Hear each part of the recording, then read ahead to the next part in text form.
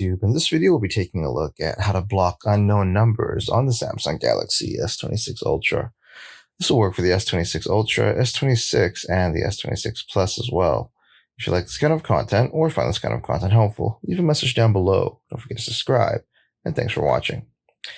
So if you want to block unknown numbers on your S26 device, thankfully, it's pretty easy to do so. First thing you want to do is jump into your settings in your phone app. So once you have your phone app turned on, you want to hit the three dots button at the top right of the screen there, and then you want to jump into your settings.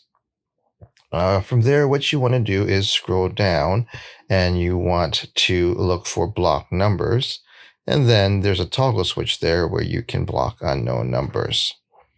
And there you have it, everyone. Just a quick tip on how to block unknown numbers on the Samsung Galaxy S26 series of phones. If you like this kind of content or find this kind of content helpful, leave a message down below. Don't forget to subscribe, and thanks for watching.